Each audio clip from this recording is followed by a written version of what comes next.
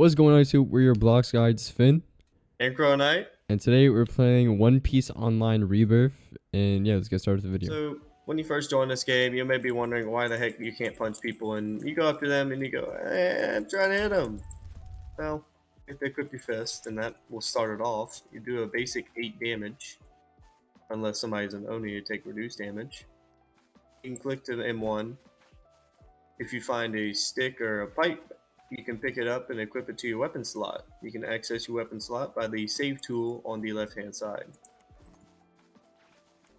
To equip said weapon, pull out your fist and you press tab. If you have 2 sword style, you press tab twice. If you have 3 sword style, you press it 3 times. Sword style is just dependent on how many swords you have equipped. The range and hitbox varies with each sword style. Now, benefits of sword styles is you can put more infusions on weapons and have higher status effect damage. Most weapon status effects do 1.5 damage if it has 1 infusion on it, or 3 damage if it has 2 infusions on it, plus a percentage damage if it's bleed or poison. With 3 weapons, you can have 3 different 3 infusion damage status effects, and a very high chance of activating them, which yields a great deal amount of damage on the person you're hitting. Now, once you unlock Haki, it won't say it, but you can test by pressing B to activate it. Once you have locked Kin Haki, which it will say, you can press K to activate it.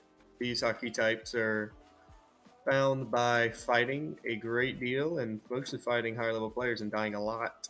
So put the good sticks and pipes to use, because you're going to need them. Furthermore, on Haki, Buso has 8 stages of Haki. At stage 4, your defense is dramatically increased, and once you reach stage 5, you will have an aura on your weapon. You can activate each individual stage by holding down B for a certain amount of time. And then for Ken Haki, it also has 8 stages. As you increase stages, each stage will increase your dodging chance. The lower HP you are, the lower chance you have at dodging. And then at stage 6 for Ken Haki, you will unlock Future Sight. This acts as a time reversal, bringing the exact location and health you were at upon activation.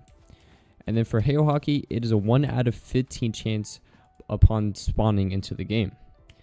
The way to unlock Hail is literally getting knocked into the ground. You basically just get punched and beat down until you're dead on the floor. To check if you're Hailborn is to go to Rayleigh. You will be at Log Island. Are you sure about that? You'll be at the back on top of a mountain. You have to parkour up to it. But he'll ask you if you want to upgrade Kin, Uso, or Hail Haki. If you select Hail Haki and he asks for 2.7 million bounty, then you are Hailborn. If he asks for 12 million, then you are not. He will scam you if you try to upgrade without Hailborn.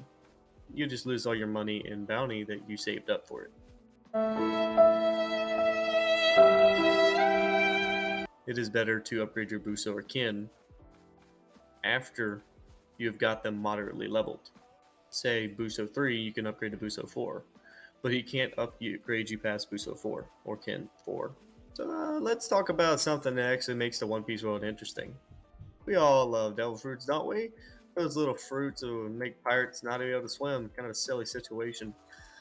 But they can be found on trees in place of apples. They have a 15-minute spawn time in East Blue, a 10-minute spawn time in Grand Line, and a 7.5-minute spawn time in New World. These times are cut in half on weekends because of double fruit. There's one on the ground right here. Somebody picked off a tree. Fruit. But once you have eaten your fruit that you want to eat, say castle for instance, you can go into your skill tree to see what level it is and how many skill points you have. Depending on how many skill points and levels you have depends on which moves you can unlock. You can gain fruit EXP by being in combat and hitting people with your moves, say like this. Now styles are attained a different way. You have to find a mentor. They're little NPCs that are scattered around the map in New World, in East Blue, and the Grand Line. These NPCs, they require bounty to get the style. Say Oni style requires 20 million, Black Leg requires 1 million, and I believe Craig style requires 2.7 million. Each style has its own buffs and benefits, such as Black Leg being a rapidly barrage fruit and a great combo. Strike style being the longer range and easier to combo ability with it because of the net, or Oni style that's just dealing massive damage in little to no combos. Each style has its strengths and weaknesses, such as I say Rokushiki, it lacks, well, any combo ability. It doesn't have a barrage move, but each is strong in their own way, such as dealing massive damage, having longer range than the other, providing a defense boost, which Craig style does because it has armor, or just adding another status effect, which Blackleg adds a burn effect with Diablo Jambe. Each level or increase in your level for Devil Fruit or style increases the damage of that style by a small percentage. With a maxed out style of fruit, usually you do a pretty decent amount of damage. Say, like a Mirror Barrage, or a Rokushiki Kick. Styles in this game and fruits are used to combo in tandem to produce very long combos you can't escape, or very toxic builds that you just can't kill. So you may see that you start out with some bunny ears or a pair of horns coming at your forehead. It's probably due to a race. Races in this game have different buffs and such, such as Fishman, you can swim in a little fruit, or Lunarian, you can have a secondary style which doesn't influence your first one. Each race has its own strengths and weaknesses, being human, not really special in any sort of way. They don't have the mink rabbit debuff on strength. Taz gives some sort of boost. There's Dracula, the night race of Lunarian, which is vampire. There's the Mink Sulong, which is really strong. It buffs their damage by 1.2 times and gives them an insane speed buff and an damage aura.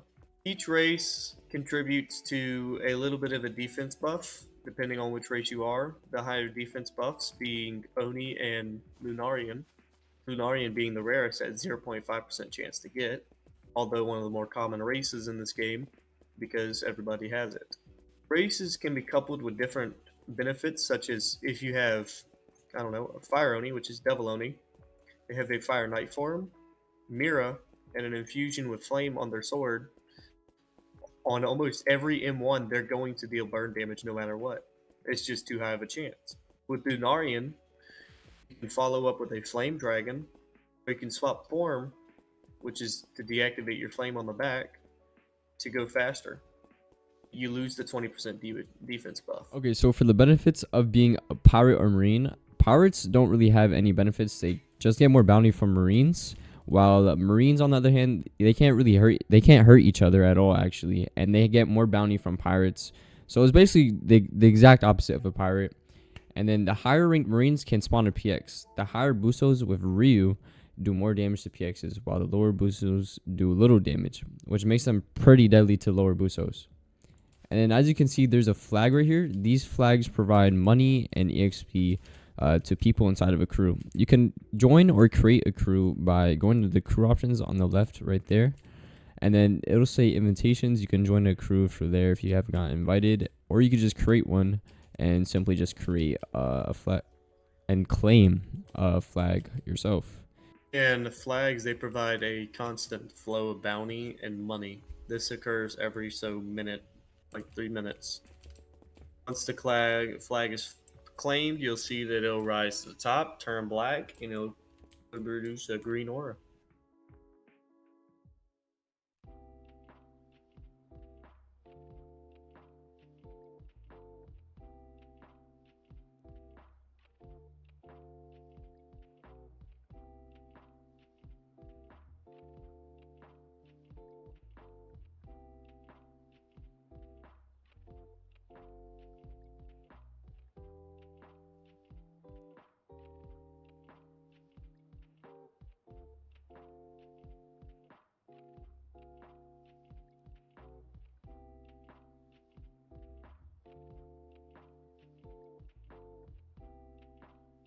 Now, this is the Grand Line entrance.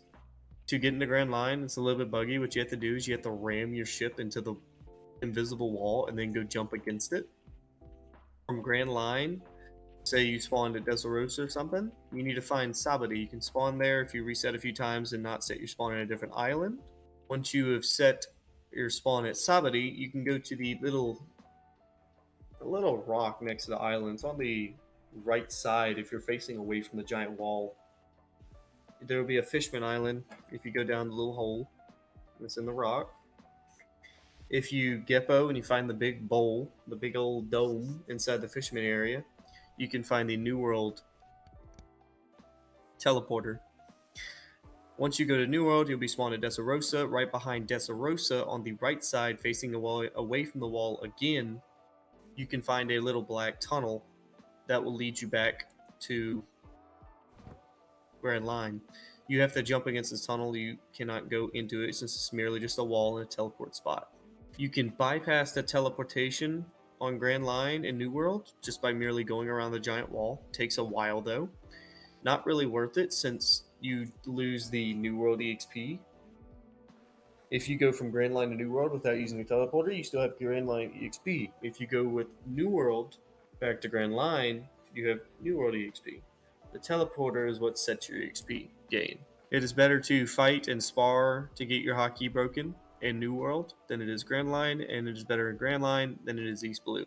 The only reason to stay in East Blue usually is for lower bounty, money, or fruit and style EXP. Alright, so this is the end of the tutorial. If you guys enjoyed, you make sure you like and subscribe. And the game is called One Piece Rebirth Online. I'm going to slap the bejesus out of you for the 15th time. Oh my gosh. Alright. Whoa. That's it. Whoa. What's going on here? Cronite, I didn't mean it. Cronite, I didn't mean it. Cronite, I will show them the clip of you selling online Cronite, I can't move. Rebirth for the 14th time. Cronite, I can't move.